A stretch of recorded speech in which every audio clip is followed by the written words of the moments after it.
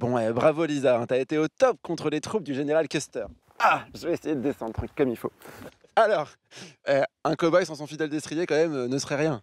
Bah, c'est un outil de travail, hein, chez le cow-boy, hein. C'est C'est vrai. vraiment ce qui lui permet de travailler dans les ranchs, aux vaches essentiellement, et c'est vraiment un compagnon de travail.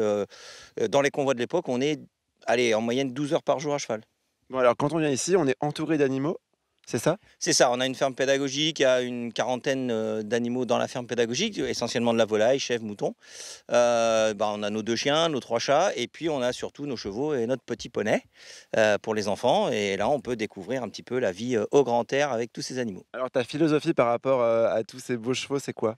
Alors, on est dans ce qu'on appelle de l'équitation éthologique, ou une approche éthologique, c'est-à-dire, bon, on peut constater par exemple que si on pourra aller voir tout à l'heure, il n'y a pas de mort dans la bouche. Voilà, ça c'est une des approches. Ah oui, il y a pas de mort dans la Non, bouche? il n'y a pas de mort dans la bouche. Ça fait une quinzaine d'années qu'on a enlevé les morts dans la bouche. Je dis on parce que Kate a participé grandement à cette transformation de mes 15 ans d'équitation classique avec 15 ans d'équitation éthologique. D'accord. Et donc, on va essayer d'apprendre à parler cheval, en gros. Tu murmures à l'oreille des chevaux, quoi. Ouais, en gros, c'est ça. Je murmure à des chevaux. J'ai appris un peu à leur langage. Et plus on va se rapprocher de leur langage, plus ils vont nous comprendre. Tu peux nous faire une petite démonstration? Oui, par exemple, bon, là on va enlever le frein à main. Ah, il y a un frein à main, d'accord. Voilà, oui, bah, tu as vu qu'elle n'était pas attachée. Non, Donc c'est vrai. elle est à l'immobilité, par exemple. Voilà, on n'a pas fait de demande. Mais si par exemple, je vais lui indiquer que moi je veux aller sur son arrière, je vais la faire reculer. Je vais juste, alors je vais attendre qu'elle soit avec moi. Voilà, là, ça y est, elle est avec moi.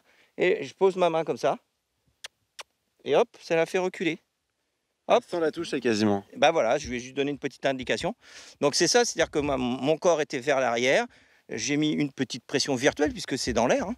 Et donc elle a intégré que on l'a appris ensemble, que ça, ce mouvement-là, quand je vais donner une impulsion vers l'arrière virtuellement, bah, je vais reculer. Donc tu fais des formations aussi, tu me disais avec, au travers du cheval? Alors en fait, j'utilise ces approches-là pour parler de management avec les cadres d'entreprise.